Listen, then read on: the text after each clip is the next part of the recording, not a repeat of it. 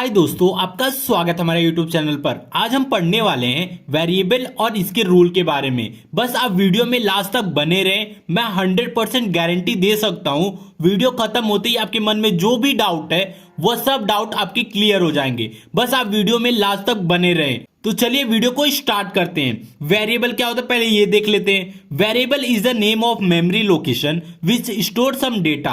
तो वेरिएबल क्या होता है? मेमोरी लोकेशन का वह नाम होता है जहां हमारा डेटा स्टोर होता है, तो उसको हम लोग क्या बोलते हैं? वेरिएबल। तो पहले इसके एग्जाम्पल को देखते हैं, फिर इसको अंडरस्टैंड करेंगे, ठीक है। तो इसका एग्जाम्पल मैंने सी लैंग्वेज में एक प्रोग्राम लिखा है, उससे अंडरस्टैंड करते हैं। देखिए हमने क्या किया, पहले अपना हेडर फाइल लिखा, फिर उसके बाद इंट मेन से अपना प्रोग्राम स्टार्ट किया और इंट ए इक्वल टू 3। तो यहाँ ए हमारा क्या है? ए हमारा वेरिएबल है। तो ये वेरिएबल क्या कर रहा है?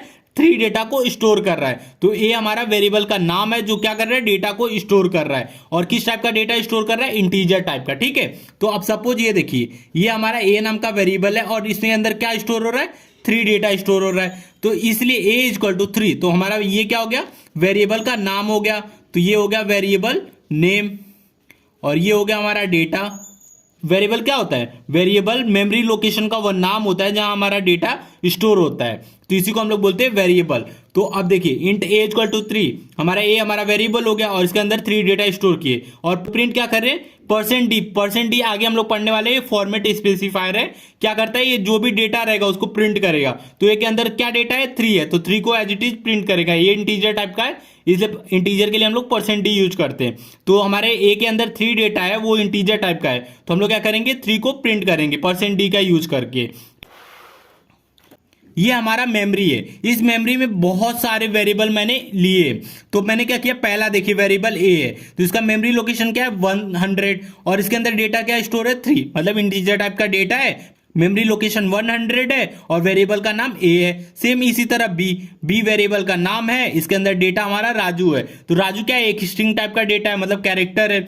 अब देखिए, और इसका मेमोरी लोकेशन 200 है। सेम इसी तरह मैंने क्या किया, वेरिएबल का नाम, वेरिएबल के अंदर जो डेटा स्टोर होने वाला वो, और इसका लोकेशन। तो कौन सा? इसका एड्रेस क्या बोलते हैं? मेमोरी लोकेशन या एड्रेस भी बोल सकते हैं। तो ये 3 चीज होते हैं मेमोरी में। तो यहां से आपके डाउट क्लियर हो जाएंगे। तो वेरिएबल क्या होता है? अब हम लोग क्या करेंगे, इसके रूल को देखते हैं कि अगर हम लोग को वेरिएबल यूज करना है तो उसकी क्या क्या रूल हो सकते हैं। तो अब देखिए, variable is a case sensitive. Case sensitive का मतलब क्या हो गया? अब देखिए, यहां आपने ए इक्वल टू 3 लिखा, ठीक है। अगर आप ए इक्वल टू 3 लिखते हो और ए इक्वल टू 3 लिखते हो तो दोनों का मतलब क्या हो गया? दोनों का मतलब अलग अलग हो गया।